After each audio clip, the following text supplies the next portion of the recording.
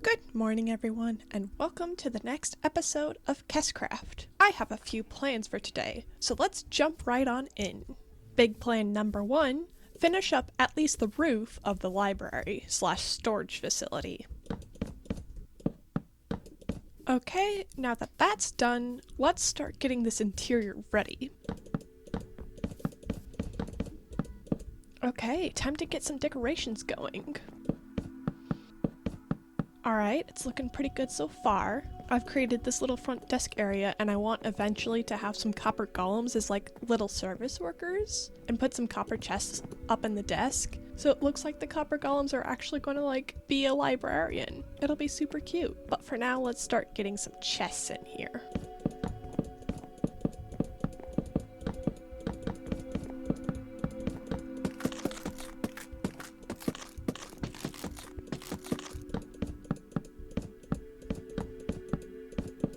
Alright, I've got the basics of everything in. I don't have enough oak wood to completely fill in the trapdoors on the top, and I've only got a few chests up there, but I'm planning up on the rafters is going to be like my bulk storage, and then down here is going to be everything else, like wood and whatnot. I'm probably going to want some carpets here. I made this little space to make it look more like a library, but I'm not entirely sure what I want to put here yet. I'm probably going to put some sort of study area, maybe? I don't know. But I need a staircase to get up to the bulk storage, and for that, I'm just going to use another version of the staircase that I did up to the top of my windmill. This like little janky shelf trapdoor full block shelf trapdoor full block kind of deal. Alright, the staircases to the top are done. Now let's go get some glass and finish off the windows.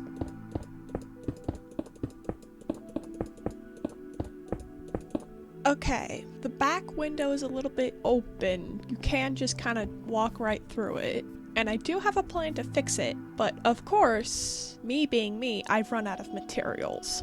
So that's going to have to be a later issue. So I need to focus on this issue first. The bees keep getting in. I don't know how or why. I'm guessing they were flying through the windows before I glassed them up. So I gotta let these guys out. Make sure they stay out. Okay, this looks really nice. I'll need a little bit more oak to finish off the back window and the upstairs storage. But for now, I'm gonna put a pause on this and start slowly transferring materials from my starter base storage to here and start like organizing it, make sure it's nice, get a copper golem in here as a little worker. But that's not stuff I want to focus on right now, as I have run out of materials yet again. The next thing I want to focus on is this retaining wall. And in between episodes, I've come up with this little design for a little wall. So I want to take this design and basically just copy paste it at varying heights along where I've planned the wall. So let's get building.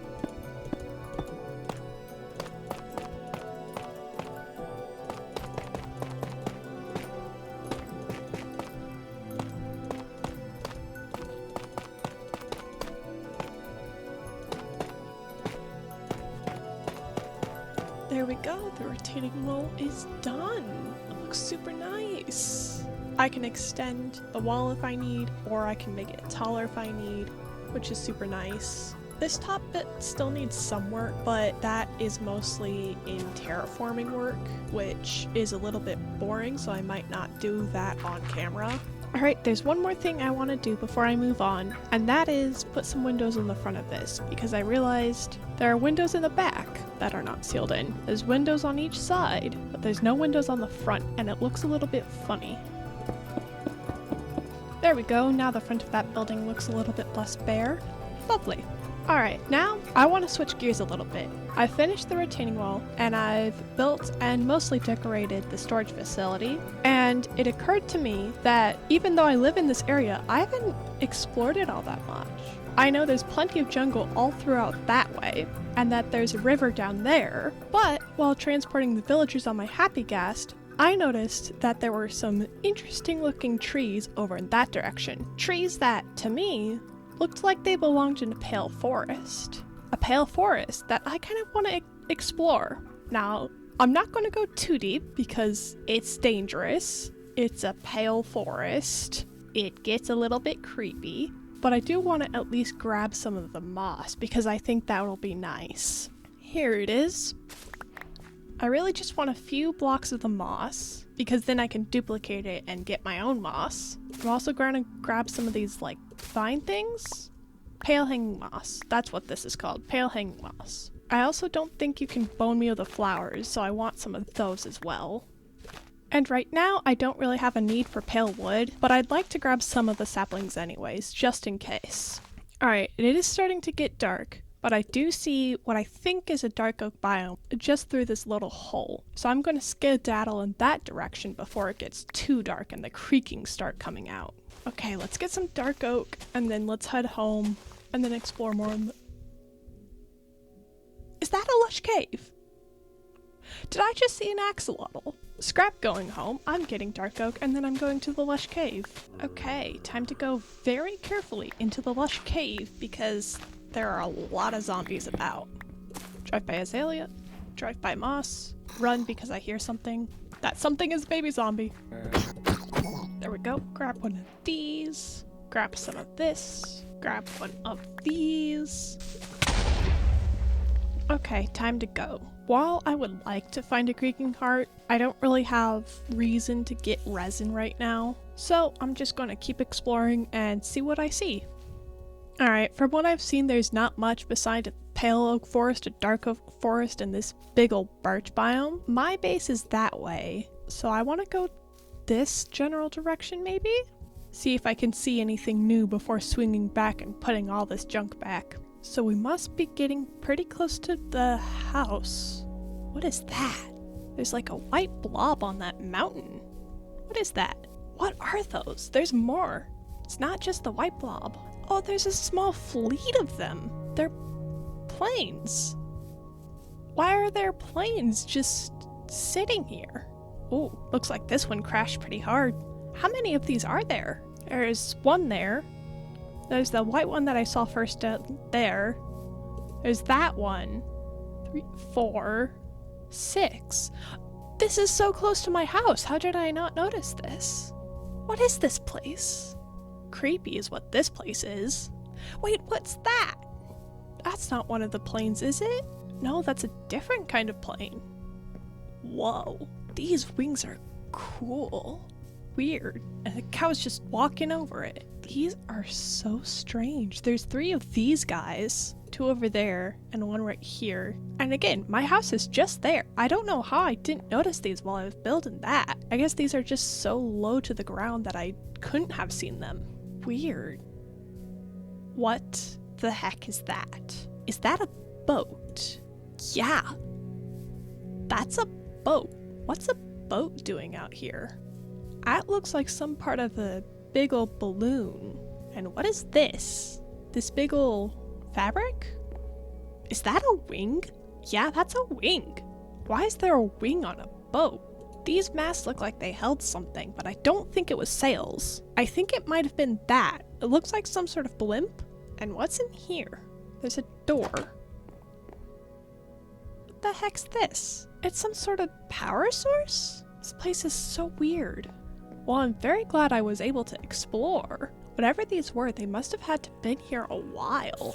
They feel old. I wonder what was so powerful to break a ship like this. Alright, what I'm going to do is I'm going to mark out the locations just so I can get back to them easier. I'm not going to touch them right now. Well, I already have touched them, but I'm not going to move them right now. I want to take a closer look at them before I move them. Something I noticed while I was over at the boat is that these bat planes have these like crystal power sources in their bellies with this copper. And it looks to me like the boat has a very similar thing, but much bigger. Like, doesn't that look like a power source? And that looks like an engine of some sort. I wonder what brought all these down. A ship like this does not just fall apart. Something had to have happened for the boat to break like this, I would think. It's all so strange. Alright, for now I think I've poked enough at all 3 of these. And I kind of want to take one of these smaller planes back home. See if I can get it working. This plane's so old a tree's grown over it, but it also looks the easiest to take. Yeah, let's drag this one home. Okay, there we go. The plane's dragged back home. I've put it on the scaffolding for now because it actually doesn't look like the plane was built in with any landing gear, and I'm not entirely sure why. Definitely need some touch-ups. The wings appear to both be missing a good chunk each, and it is completely noseless. But fortunately for me, it looks like it's made out of this oak wood. So I think I can repair it with the wood I've been using to build my own houses. There we are. That looks complete. I'm not sure if it'll still fly, but it's worth a shot, and I think I know the perfect pilot.